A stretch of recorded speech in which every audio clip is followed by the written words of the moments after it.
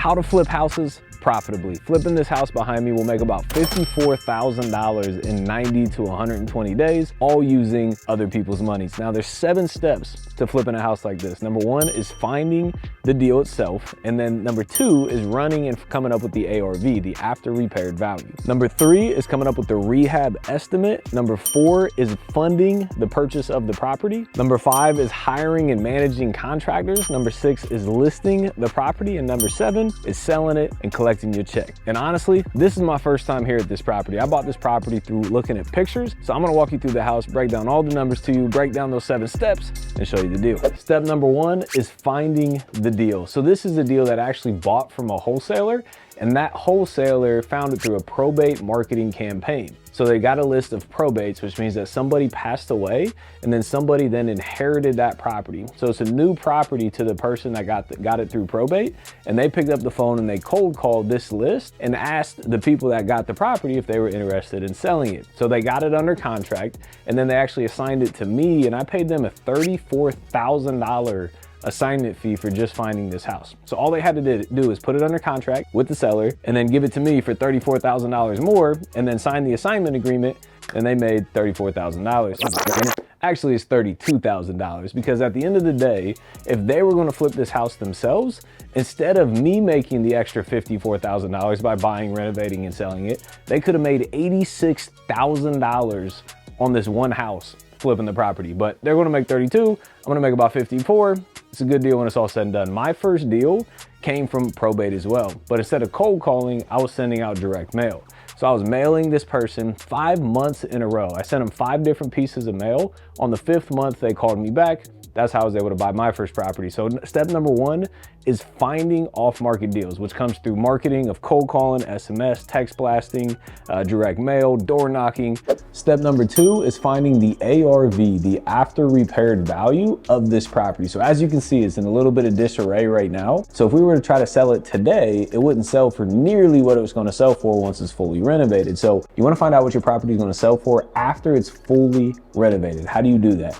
Propstream or Zillow? I like using Propstream. You can use Zillow as well, but when you go in there, you need to run comps. So you need to find this neighborhood and then look at houses that sold in this specific neighborhood. Past that, ideally you want to have it less than 90 days ago, but you can go up to 180 days, but ideally less than 90 days ago, because markets change, right? They could be up or down over the last 90 or 180, even 12 months. So 90 days is the goal. And then you got to compare it. You got to look at bedrooms, bathrooms, square feet, garages, acreage, school districts, taxes. All these things make a difference. So if you're looking at a 3-bed and comparing it to a 4-bed, it's different. A 2-bathroom versus a 1-bathroom is different. 1,800 square feet versus 1,400 square feet is different. So you want to get it as like as possible when you're running these comps. So for this neighborhood specifically, out in the suburbs, typically when a builder builds a neighborhood many years ago, they build houses exactly alike. So when you're in the suburbs, usually you can find a literal exact house as the one that you're flipping. So there's other houses just like this one, literally same bedroom, same bathroom, same square feet, same floor plan, same layout, same everything. So it's very easy to find a comp. Those were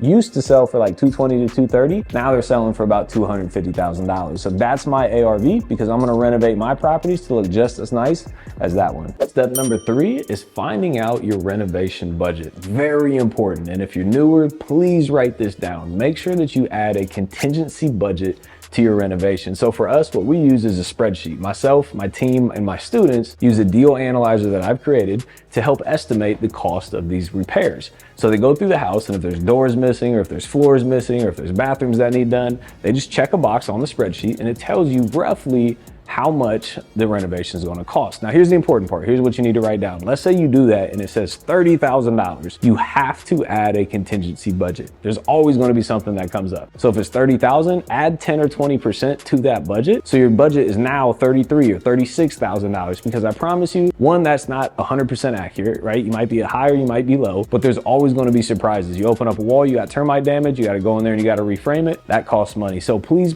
make sure to add contingency budgets on your deals, because I promise you, you're going to spend it. And the other very important thing when flipping houses is to not over improve the property, right? People love open concept, but some neighborhoods in the suburb don't require open concept. Costs money to blow out a wall, costs money to move electric, plumbing, HVAC, costs money to do all those things. and it won't change your ARV. Because if other houses are selling already the same exact house with a wall, there's no need to blow out the wall. If there's only Formica countertops, you don't have to put granite. If a lot of the houses have older roofs, maybe leave your roof, right? Don't over improve a property because you'll never get that money back out of it, because a house is worth what a house is worth. Number 4 is buying and funding the deal. The funding is the important part, obviously. I use private money lenders to fund 100% of my deals. Very rarely, sometimes I'll use a hard money lender. If I don't have access to private money, I'm using hard money. But the goal is private money, because what private money does is they will literally fund 100% of the entire deal. So for this deal specifically, I bought it for $130,000 and I have a $42,000 renovation budget. So I borrowed $172,000 from a private money lender. And the day I bought this, I got that $42,000 sent to me from the title company to go out and do the rehab. So I didn't have to come out of pocket for that money and then get reimbursed. I had all the money day one to go out there and do the renovation, right? So I pay about anywhere from 8, 10, 12% when I borrow money from private money lenders. So they lend me the money, they get a mortgage, they get a note, they get insurance, they get title insurance, etc. And they get all those things. I get the money to access to going to get these deals. They get paid a great return on their investment, and I get to go out and flip houses and make maybe $54,000 in profit from flipping a house without using any of my own money. So after this video, if you want to learn more about private money lenders, I have a video in the link in the description below so you can learn about that as well. But step number 5 is hiring and managing contractors. So where do you go to hire contractors, right? I've had a lot of success in Facebook groups, local community Facebook groups, asking people for referrals, going to Lowe's and Home Depot at 5, 6 a.m. to see who's in there, starting their day off right. Those are the people that you want to talk to. Even driving around different neighborhoods and seeing a flip happening and walking in there and asking who's in charge and talking to that person to see if you can get them to do some of your work. So when you're out there looking for good contractors, you got to go through a lot, right? Everybody's not going to be good. You should not use the first person that you meet because it's trial and error. You know, some of them may be good, some of them may be bad. So when you do find somebody, there's 5 critical documents that you want to use when managing contractors. Here's what they are. You need a scope of work, an extremely detailed scope of work, laying out everything that you want done to this property, very specific. And then they give you an estimate on that. So once you give them the scope of work, 50, you know, it's got 30 light items, whatever it is that you want done, they give you an estimate, say $50,000. You say, great, what's the draw schedule? Meaning, hey, demo and drywall needs to be done to get a $10,000 payment. And then cabinets have to be done to get another $10,000 payment. And then flooring and tile has to be done, then another $10,000 payment. So a draw schedule, so you know exactly when people are getting paid. Independent contractor agreement, so they know how much they're getting paid. You know the scope of work. A lien release every time you pay them. They have to sign a lien release, and a W-9 so you can 1099 them at the end of the year. So managing contractors is extremely important, and we always use those 5 critical documents. So before we get to 6 and 7, let's walk through. I'm going to show you the actual work that we're going to be doing to this property. So first things first, we had a little bit of drywall work that we had to do. So we fixed that up, and then we're going to be painting the entire property, the ceiling, the walls, the trim, the doors, everything. So if you look at the floor, there's concrete on the floor. That's not good flooring. So what we're going to do is we're going to put in new LVT flooring, luxury vinyl tile or luxury vinyl plank in the living spaces. And then back in the bedrooms, we're going to put carpet back there. But in the living spaces, we're doing hardwood. And then if you look here at the kitchen, obviously we're putting a new kitchen in. There is no kitchen, so we're going to be new white cabinets. We're going to put granite countertops. Then we're going to put stainless steel appliances. Then we're going to put a white subway backsplash along the wall as well. So this kitchen will look brand new when it's all done. Obviously the bathrooms need done as well. There's 2 bathrooms in this property. So we're going to put in a new tile surround here because we're actually flipping this house. Then we're going to put in a vanity and a toilet. So it's going to have 2 new bathrooms. So there's 3 bedrooms in this house. You got bedroom number 1 in there. You got bedroom number 2 in there. And you got the master bedroom number 3 in here. So these are the bedrooms. We're missing doors and trim in the entire house. So we'll be re-trimming out all the doors and trim. And there's also another full bathroom in there. That's that second bathroom that we're going to be renovating as well. So number 6 is listing and selling your property, right?